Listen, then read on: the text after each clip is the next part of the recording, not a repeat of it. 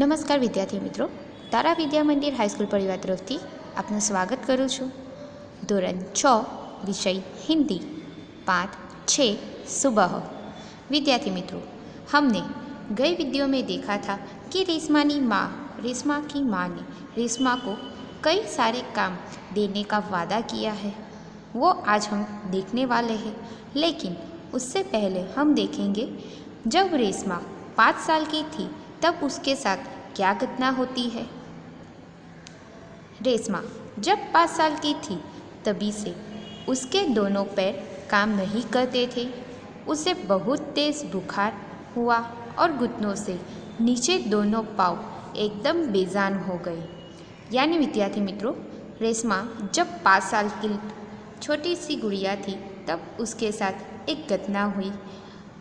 उस घटने के दौरान उसके साथ ऐसा हुआ कि उनके दोनों पैर काम नहीं कर रहे थे और बहुत सारा तेज़ बुखार भी आया था। तब देखा कि उसके घुटनों के नीचे के दोनों पाँव एकदम बेजान हो गए थे, काम ही नहीं कर रहे थे। बहुत इलाज करवाया पर रेशमा के पाँव में जान नहीं आई। यानी बहुत सारे इलाज करवाए, डॉक्टरों को दिखाया, पर रेशमा के पाँव काम नहीं कर रहे थे। उसे पोलियो हो गया था। रेशमा बहुत हिम्मत वाली लड़की थी। शुरू में उसे ज़रूर दूसरों की सहायता लेनी पड़ी। यानी विद्यार्थी मित्रों, रेशमा को पोलियो की असर थी, यानी कि पोलियो की बीमारी हो चुकी थी। लेकिन रेशमा बहुत हिम्मत वाली लड़की थी। उन्होंने हार नहीं मानी और शुरू में उसे कई अपने परिवार की सहायता लेनी पड़ी। लेकिन जब वह 11 साल की उम्र में वह अपने सारे काम स्वयं करती थी। यानी 11 साल की उम्र में वह अपना सारे काम खुद ही कर लेती थी। वह अपने परिवार पर अपने काम के लिए निर्भर नहीं रहना चाहती थी। यानी वह अपने छोटे छोटे कार्य के लिए अपने परिवार पर निर्भर रहना नहीं चाहती थी, इसलिए वो सारा काम खुद ही कर लेती थी। परिवार के सभी सदस्य, पिताजी, छोटा भाई, गोलू, दादाजी, दादा, सभी बहुत प्यारे थे और सारे लोग उसे बहुत प्यार करते थे। लेकिन वह सबकी आँखों का तारा है। माँ ने उसे रसोई घर में सारे बर्तन, डिब्बे, बोतलें नीचे उतार कर साफ कर दिए थे। यानी माँ अब उसे जो काम देने वाली थी तो रसोई घर में वो जाकर देखती है कि माँ ने सारे बर्तन, डिब्बे, बोतलें नीचे उतार कर साफ कर दिए थे। तब वह रसोई घर में रेशमा जाती है। उन्होंने रेशमा को आवाज़ दी, रेशु, अगर तुमने नाश्ता कर लिया हो तो काम में मेरे हाथ बताओ। यानी रेशमा की माँ ने उसे आवाज़ दिया, रेशु, उसका प्यारा नाम पुकारा रेशु करके। रेशु, अगर तुमने नाश्ता कर लिया हो तो मुझे काम में मदद करो। वहाँ से रेशमा ने आवाज़ दी, हाँ माँ, मैंने नाश्ता कर लिया है। दूध का मेवे वाला दलिया बहुत अच्छा बना था माँ।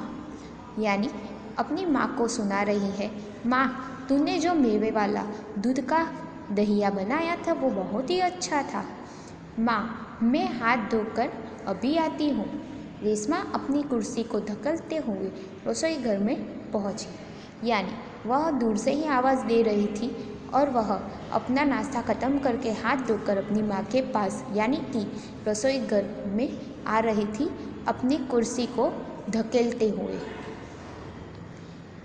रेशमा माँ को बर्तन डिब्बा पर लेबल लगाकर पकड़ाती गई और माँ उन्हें व्यवस्थित ढंग से सजाती गई।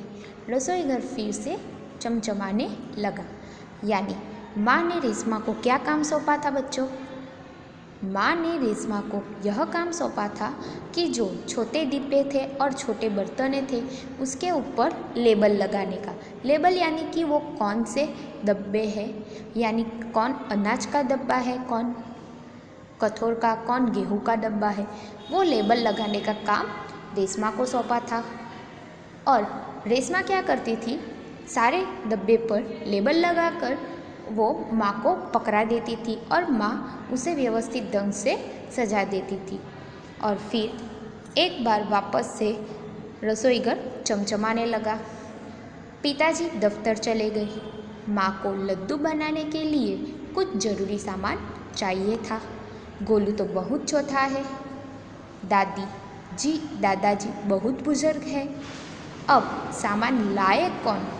माँ परेशान थी।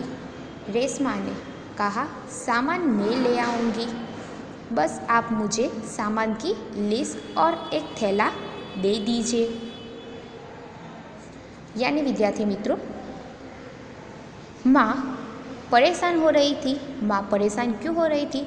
क्योंकि पिताजी दफ्तर चले गए, अपने काम पे चले गए थे और माँ को लड्डू बनाने थे और उसके लिए पूरी सामग्री यानी कि पूरा सामान दुकान से लाना था। और भेजे तो किसको भेजे लेने के लिए? गोलू भी बहुत छोटा था, दादा और दादी जी तो बहुत बुजुर्ग है, उससे तो काम नहीं सौंप सकते। तो अब सामान लाएगा कौन? ये बहुत बड़ा प्रश्न रेशमा की माँ के सामने खड़ा था। तभी रेशमा बोली, माँ आप परेशान मत होना, कहाँ है सामान का लिस्ट, लाओ मुझे दे दीजिए, मैं लेके आती हूँ। तुम ले आओगी अकेली? माँ ने पूछा। माँ रेशमा से पूछती है, बेटी तुम अकेली ले आओगी? रेशमा जवाब देती है, हाँ माँ, एक बार पहले भी तो लाई थी ना। माँ की आवाज़ में दृढ़ता थी। यानी वापस से रेशमा बोली, माँ मैं पिछली बार तो भी लाई थी ना। रेशमा ने अपनी आवाज़ में साहस और दृढ़ता से आवाज़ की।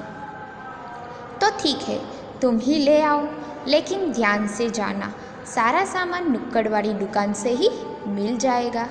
यानी रेशमा की माँ ने कहा, तुम ध्यान से जाना और अच्छे से जाना, बड़ी जल्दबाजी नहीं करना, यहाँ पे ही नुक्कड़ वाली जो दुकान है वहीं पे ही सारा सामान मिल जाएगा, वहाँ से लेकर तुरंत आ जाना। थोड़ी देर बाद रेशमा सारा सामान लेकर लौट आई।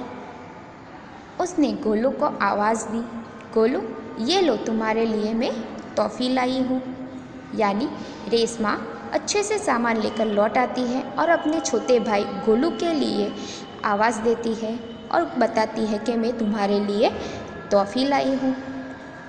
तो विद्यार्थी मित्रों, अब देखते हैं कि गोलू टॉफ़ी पाकर क्या करता है और गोलू और रेशमा के बीच क्या बातचीत होती है, वह हम अगले वीडियो में देखेंगे।